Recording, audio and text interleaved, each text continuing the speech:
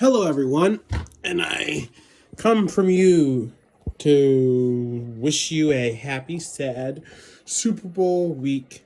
I'm a Raven fan, and I'm not watching because I believe the Ravens should be in there, not the Chiefs. Or we have the worst Super Bowl option ever. Okay, to the discussion question.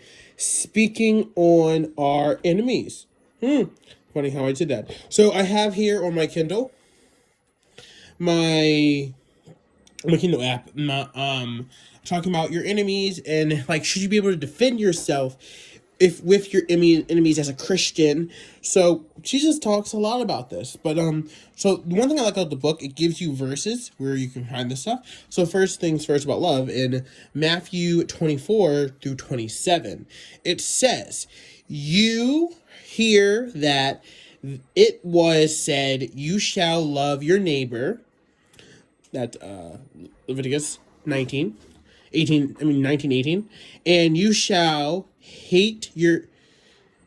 love your neighbor and hate your enemy. But I say to you, love your enemy and pray for them to prosper, so that you might become a son of your Father, who in the heaven cause he rises the sun over the evil and good people, and sends the rain over the crops.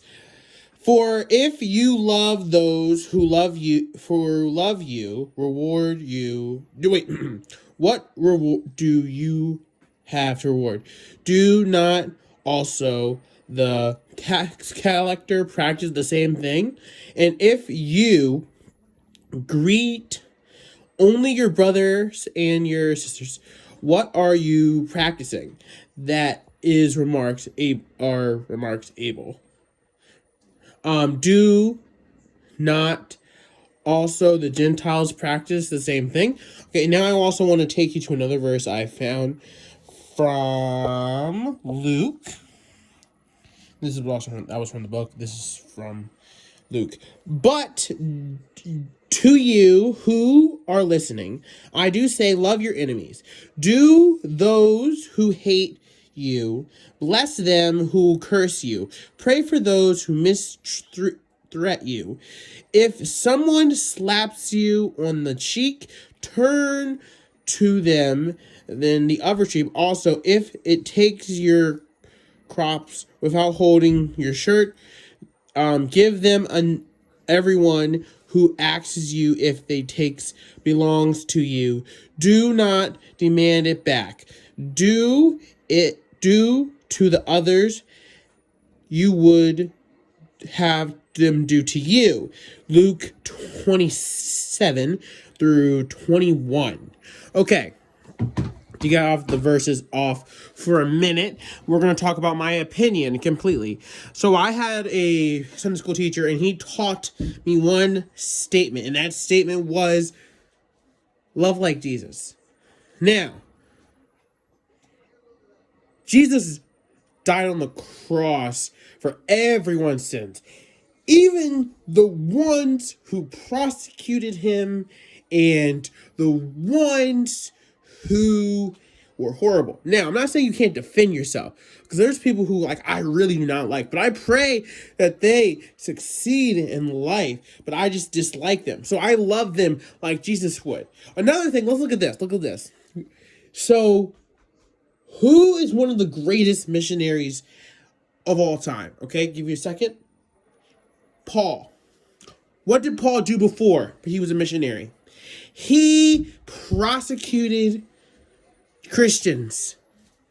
And now I know this is interesting because there's basketball trades happening with Luka and what's his name, in AD. So look at this. God saw Paul, a person full of hatred to his people, to Christianity, and he got him on his team. See, God is a God of mercy and a God who forgives. So, as a Christian, you can have your enemies. You can be upset with your enemies. You can defend yourself, because we live in a sinful world. But love them.